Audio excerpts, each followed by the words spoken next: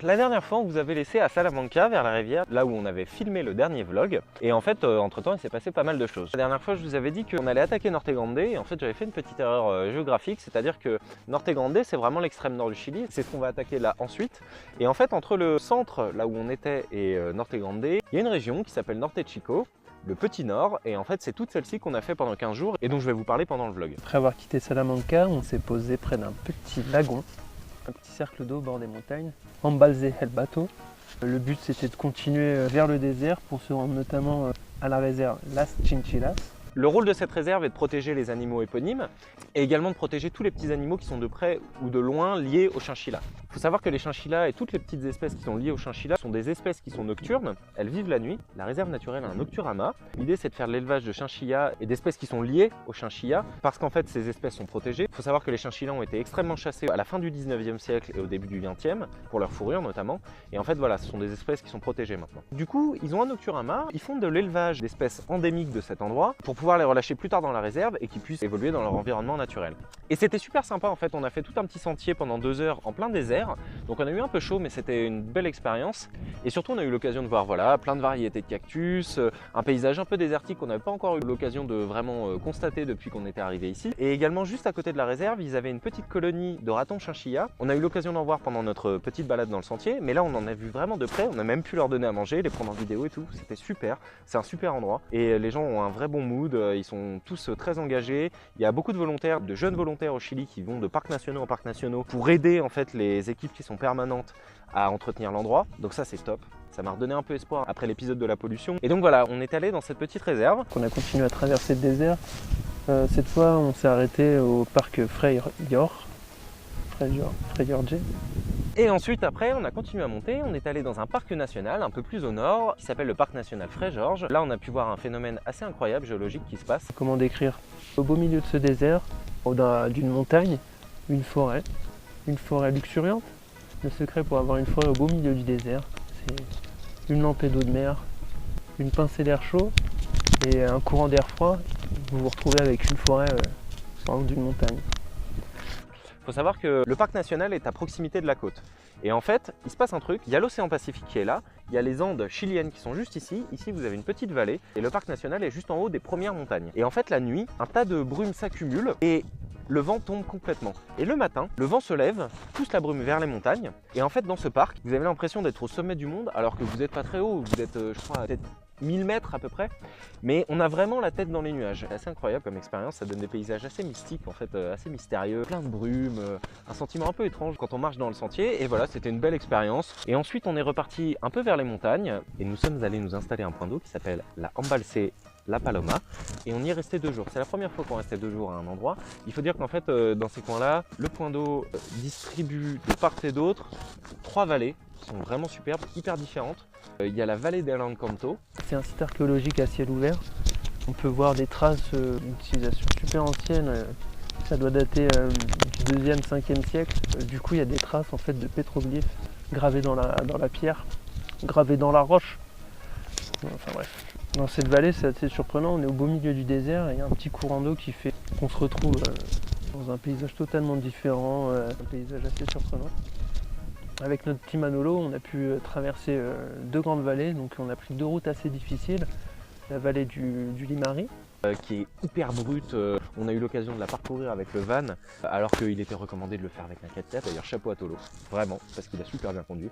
Donc des routes vraiment magnifiques, spectaculaires, des tout petits sentiers de terre, on traverse parmi les montagnes, on est assez haut et c'est assez impressionnant de traverser tout ça. C'est des routes qui sont hyper pentues, en plein milieu des montagnes, c'est extrêmement brut, à couper le souffle, vraiment, des montagnes sur des kilomètres et des kilomètres, personne à la ronde, on a même eu l'occasion de s'arrêter pour manger. Et puis surtout la vallée de l'Elqui, cette vallée qui est réputée en fait pour toutes les cultures qui sont faites à partir de raisins. On y fait du vin, un peu sucré. On y fait également du pisco. D'ailleurs, on a eu l'occasion de boire notre première bouteille de pisco. On croyait naïvement que c'était du vin cuit justement. Et en fait, il s'avère que c'est une liqueur, c'est hyper fort, très très bon, ça se boit très très bien. Cette vallée, normalement, l'été est complètement verdoyante. Ça fait une espèce de serpent vert comme ça au milieu des montagnes. Malheureusement, on n'a pu voir que l'hiver, mais en fait, elle offre un spectacle assez intéressant parce qu'on peut se rendre compte d'à quel point l'entretien des champs cultivés, c'est un vrai job en fait. C'était beaucoup moins verdoyant, mais on a vu toute la préparation que les agriculteurs faisaient vis-à-vis des vignes, comment ils couvraient les pieds, etc. Et puis on est allé vraiment jusqu'au bout de cette vallée. On avait même eu l'occasion d'aller dans un petit marché hippie à Orcon, et j'ai d'ailleurs acheté cette petite merveille qui est un pétroglyphe. Et puis nous avons continué à monter, donc cette fois-ci on est reparti vers la côte. Faut dire qu'on zigzague pas mal, c'est ce qu'il y a de plus simple en fait pour découvrir le pays, qui permet de parcourir plein de petites routes, de sortir des grands axes, et c'est vraiment génial. Après avoir traversé les deux vallées, on s'est arrêté à La Serena, donc une ville avec un petit centre style néocolonial, assez charmant. En bord de côte, rien d'exceptionnel mais qui mérite le coup d'y passer une petite matinée pour faire un peu de tourisme urbain. On est allé prendre un petit café là-bas, c'était vraiment chouette. Petite ville de côte, on s'est un peu perdu dans toutes les rues et en fait c'était ce qu'il y avait de mieux, c'était chouette. Et puis ensuite on a continué à monter, on a rejoint Baïennar, ville plein centre, car rien de particulier en fait, c'est pas la ville que tout le monde rêve de visiter, ça fait un bon point de repos en fait, et on en avait besoin puisque maintenant on est 3. On a continué à monter vers le nord et on s'est arrêté à un autre parc en bord de mer. Un parc national Hielos de Chile. Et ce parc est surtout connu pour un phénomène qui est assez particulier, qui s'appelle le Desierto Florido, le désert fleuri en français. Et en fait, ce qui se passe, c'est que lorsque les pluies sont trop abondantes par rapport à la moyenne, pénètre le sable, et au lieu de s'évaporer naturellement, en fait, va faire germer des bulbes de fleurs sauvages qui sont là depuis longtemps, on appelle ça la période de latence, et tout le désert se met à fleurir d'un coup, et c'est la folie touristique. Je trouve que nous on est en hiver, donc on est là un peu tôt pour observer ce phénomène, mais en fait on a eu l'occasion de voir quand même de très très belles choses là-bas, plein de variétés de cactus, il faut dire qu'il y en a beaucoup ici. Un truc assez saisissant, c'est le désert qui se jette directement dans la mer, puisque là-bas le parc est côtier, et notamment plein de formations rocheuses assez surprenantes, qui vient du fait que le vent vient fouetter les rochers, et l'érosion des rochers se fait de côté, si bien qu'en fait au bout d'un moment, le rocher se retrouve vide, comme une coquille d'œuf, et ça fait des trucs complètement hallucinants en fait. On a pas mal continué le long du littoral. Du coup, on a eu la chance d'être assez tranquille en bord de mer. Avec un sable qui est vraiment très très blanc et super fin. C'est assez incroyable en fait, quand on pose les pieds dedans, on a vraiment l'impression de marcher sur du coton. L'eau est froide, quand même pas mal froide. Finalement, on a décidé qu'on allait repiquer vers les montagnes. Un autre parc national, on a traversé Copiapó, qui est une ville industrielle. Alors là, pour le coup, il n'y a rien à voir. Si ce n'est que c'est un peu intriguant, c'est une ville industrielle, donc il y a beaucoup de raffineries, très poussiéreux. Ça me fait penser un peu au paysage du film Mad Max, mais le vieux, le 2. Pour ceux qui l'ont vu, c'est vraiment ce que ça m'a évoqué, des grosses raffineries, beaucoup de machines, du métal partout, des tuyaux, et tout ça battu par la poussière et le vent, c'est assez incroyable. On est passé par Copiapó pour finalement atteindre un parc national vraiment très très haut, puisqu'il est à 4500 mètres et distribue des sentiers jusqu'à 6000 mètres je crois, qui s'appelle le parc national Las Tres Cruces. On était parti pour faire l'ascension de ce parc, et on passe par une petite route, comme ça on est en train de monter, on s'arrête à 2800 mètres pour s'acclimater à l'altitude, on passe la nuit, et il y avait de la neige sur les flancs des montagnes, c'était vraiment très très beau. Et le lendemain, on a fait peut-être 3 ou 4 km, on s'est retrouvé bloqué par la neige, impossible de monter, on ne voulait pas tenter le diable avec Manolo parce qu'on lui en a fait déjà subir beaucoup. Et finalement on est obligé de faire demi-tour parce que la route était bloquée par la neige. Donc on n'a pas vu ce parc, on a eu l'occasion de voir quand même tous les petits paysages qui est assez superbe. On s'est pas démonté, on est reparti du côté de la côte. En traversant la route du désert, on s'est arrêté le parc national Pam de Azucar, petit trekking de 2 heures. C'était sympa, honnêtement, je pense qu'en été ça vaut le coup, en hiver c'est pas exceptionnel, le sentier est très beau, mais le paysage n'était pas vraiment différent de tout ce qu'on avait pu voir jusqu'avant. Vous traversez un désert jonché de cactus, je pense que l'eau se fait rare, et les cactus sont tout gris, ils sont en train de crever en gros. Les cactus s'effondrent sur eux-mêmes, du coup vous voyez tout plein de cactus tout gris. Les cactus se meurent. Si vous voulez, ce parc il est intéressant surtout parce qu'il pleut très peu dans cette région et en fait toute la terre est fendue tant elle est sèche et ça donne une espèce de paysage un peu lunaire tout craquelé. Et voilà, on a eu l'occasion en plus de faire qu'un seul petit sentier, le seul qui était ouvert finalement, et ça nous donnait un joli point de vue sur la montagne qui se jette dans la mer, le désert qui se jette aussi dans la mer. C'était intéressant mais pas dingue quoi en fait finalement. Quand on monte vers le nord, on est obligé de passer dans la région d'Atacama, traverser le désert par exemple.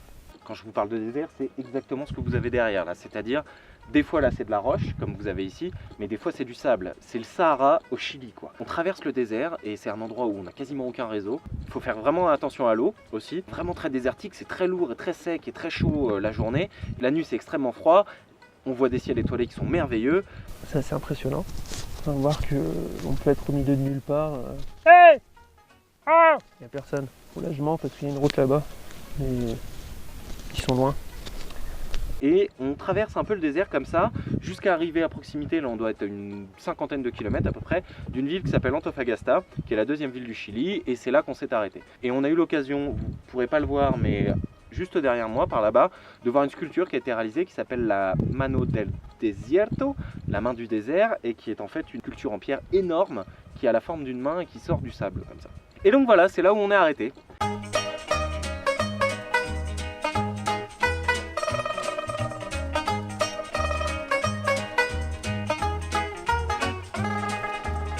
La vie dans le van, ça va plutôt bien. On a chopé beaucoup d'habitudes par rapport à la dernière fois où on s'est parlé. On commençait un peu à les prendre lorsque je vous ai parlé la dernière fois. Mais là, vraiment, il y a une vraie routine qui s'est mise en place. On n'a plus vraiment besoin de se dire les choses pour pouvoir les faire. Il se trouve que c'est assez naturel. Ça se fait assez facilement le matin, le midi, le soir. On est plutôt bien réglé en fait. Donc ça implique pas mal d'entretien du véhicule.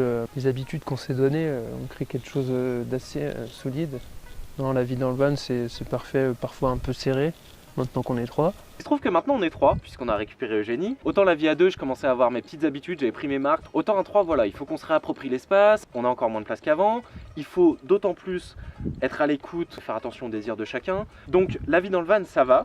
Je m'attends à quelques... comment je pourrais dire, je m'attends à un certain nombre de défis supplémentaires liés au fait qu'on est 3. Et bientôt 4 d'ailleurs, parce que voilà, il faut encore s'acclimater, faire preuve d'écoute, ne pas penser qu'à soi, penser au groupe. Donc ça va. Mais je sais que je vais avoir encore des petits moments de crise, de nerfs et probablement que je me recrée une routine puisqu'en fait j'aime assez bien les coutumes, les habitudes et voilà quoi. Mais sinon ça va, franchement ça va, c'est assez facile.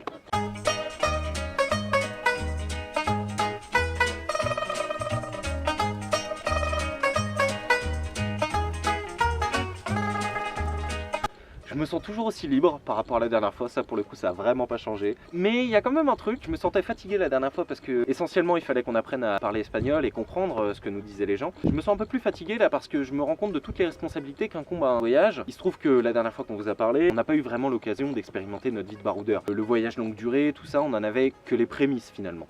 Et là voilà, ça y est, là on est vraiment dedans. Je me sens inspiré par beaucoup de choses liées au voyage, des paysages, la beauté de la nature. Tout ce que ce continent peut offrir de ce point de vue, les gens, le contact humain, l'apprentissage. Donc ouais, inspiré, impatient sur ce que peut offrir la suite du voyage. Et je me rends compte que voilà, un voyage, c'est pas juste faire de belles photos, c'est pas que les magnifiques paysages à couper le souffle, il y a toute une organisation qui est derrière.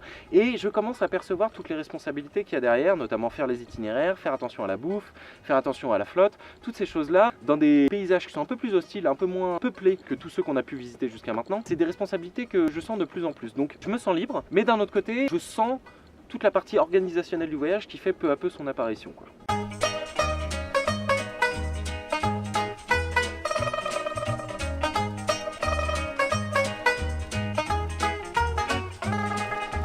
On s'est équilibré par rapport à la dernière fois.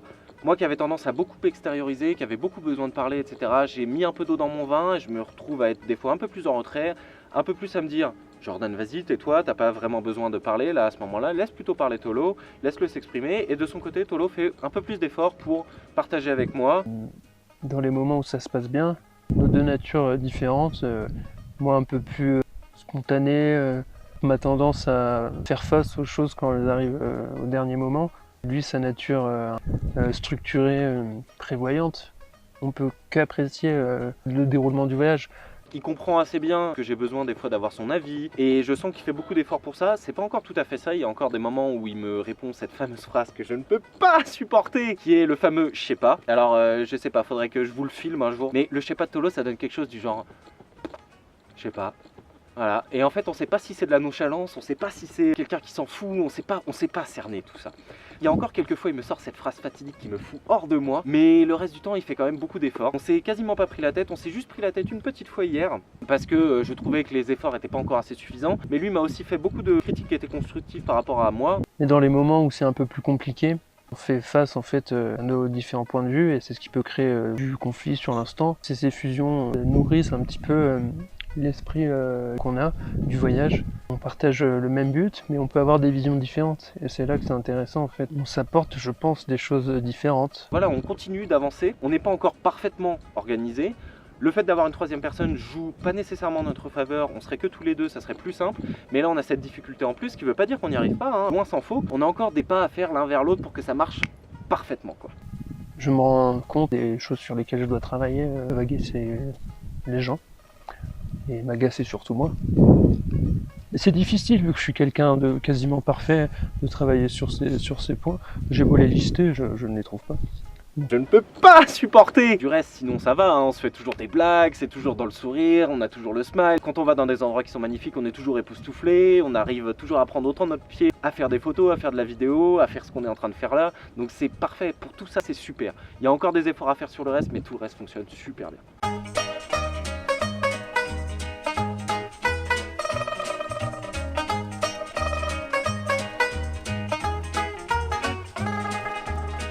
Nos galères.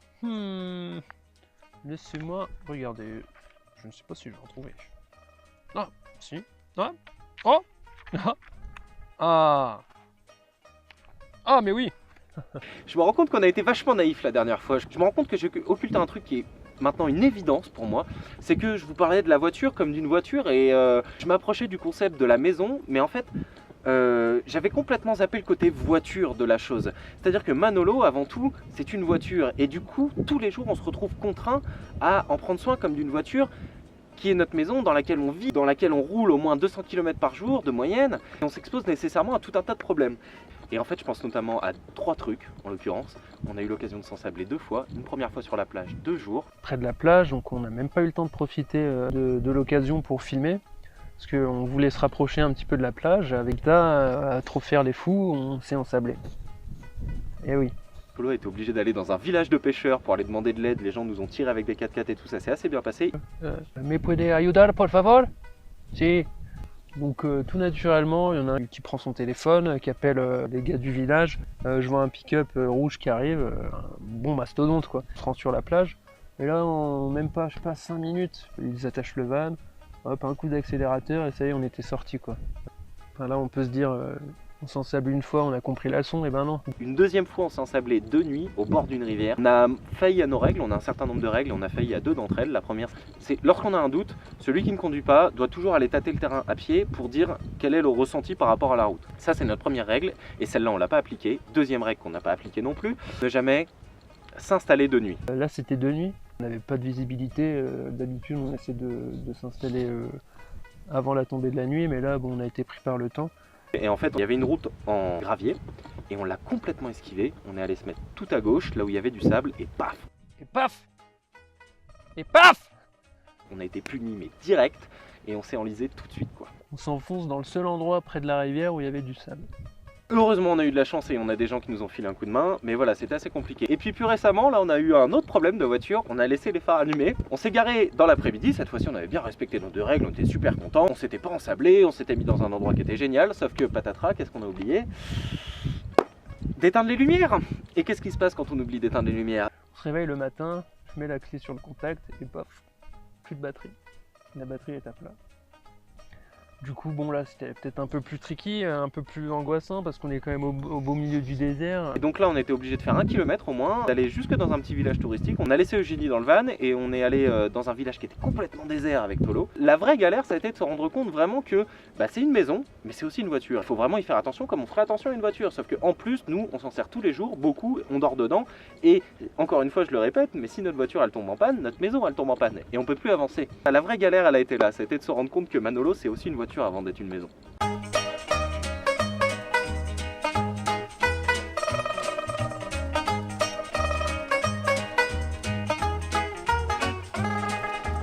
Les succès, c'est quand je rate pas le riz. Je vais faire un peu de répétition par rapport à la dernière fois. Il y a deux motifs principaux de succès. Mon premier motif de succès, c'est d'arriver à résoudre les galères dont je vous ai parlé juste avant. En fait, lorsqu'on est comme ça, complètement au milieu de nulle part et qu'on se retrouve sans batterie ou complètement enlisé et qu'on peut finalement compter que sur soi-même puisque personne ne viendra nous tirer de là si on ne choisit pas de bouger, on est super content d'arriver à trouver le courage, la force, la rigueur, tout ce que vous voulez, toutes les qualités que vous pouvez imaginer pour se sortir de la situation, aller parler à des gens qu'on ne connaît pas dans une langue qu'on connaît à peine, je vous rappelle qu'on parle très peu espagnol, pour aller leur demander de l'aide, pour aller leur dire qu'on a un problème, leur demander parfois même de se déplacer alors qu'ils sont en train de faire autre chose pour pouvoir nous aider, et en fait d'arriver à mélanger tout ça dans un saladier pour en faire une vraie solution et d'arriver finalement à le faire, ça c'est vraiment un vrai succès. Je vous ai parlé des galères, mais pour moi c'est aussi un succès d'aller vers ces gens-là et avec humilité leur demander de l'aide parce que vraiment on n'a pas d'autre solution. Ça te donne foi en l'humanité, tu vois. Tu te rends compte que en fait, les gens sont très serviables, etc. Ça confirme mon optimisme sur plein de choses. Que le voyage, c'est aussi ça, faire l'effort de briser ce qui nous fait peur pour aller vers les autres, sans quoi en fait finalement on n'avance pas. On l'apprend assez bien en fait dès lors qu'on commence à avoir des galères comme ça. Donc ça c'est un vrai premier motif de succès. Le deuxième, je vais faire un peu de répétition par rapport à la dernière fois, mais c'est toujours le même. Continuer à arriver à visiter des endroits qui sont indiqués sur les cartes, des endroits comme les parcs nationaux, etc. que sans doute beaucoup de touristes vont voir quand ils se baladent, mais aussi des trucs un peu plus incongrus. Dénicher des petits endroits magnifiques, inspirants. En fait, où on découvre des choses nouvelles, quoi. Donc c'est surtout lié aux endroits qu'on visite, aux gens aussi qu'on rencontre. Notamment par exemple avant-hier, il y a 3 jours pardon, j'ai réussi à trouver un petit endroit perdu au milieu de nulle part dans un paysage complètement minier. Il y a beaucoup de mines de part et d'autre et beaucoup de routes qui sont privées. Les véhicules de particuliers n'ont absolument pas le droit de rouler dessus et on a réussi à sillonner pour aller jusqu'à un endroit qui était une gare abandonnée. La gare d'Altamira, je pense que ça fait un demi-siècle à peu près. L'ancien matériel d'aiguillage, l'ancien matériel de prévention de l'arrivée d'un train. Ce petit endroit, typiquement, il est absolument pas indiqué ni sur les guides, ni sur les cartes, nulle part. Et on arrive à trouver comme ça des petits spots un peu plus cachés. Et c'est une vraie fierté d'arriver à s'y rendre, d'une part, puisque je l'ai dit c'est difficile, mais aussi d'arriver à prendre des photos de ces endroits qui sont absolument saisissants, mais qu'on n'a jamais l'occasion de voir quand on fait un tourbus ou ce genre de choses, quoi. Donc ça, c'est un vrai succès aussi.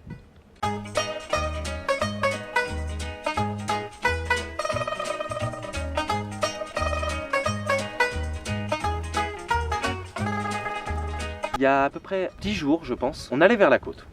Le spot vers lequel on voulait passer la nuit était en haut d'une crête et d'un côté vous aviez l'océan Pacifique et de l'autre vous aviez les Andes chiliennes. Donc c'est un endroit qui était réputé pour être très très beau. Et effectivement il l'était d'ailleurs. Une route assez sinueuse, hyper pentue.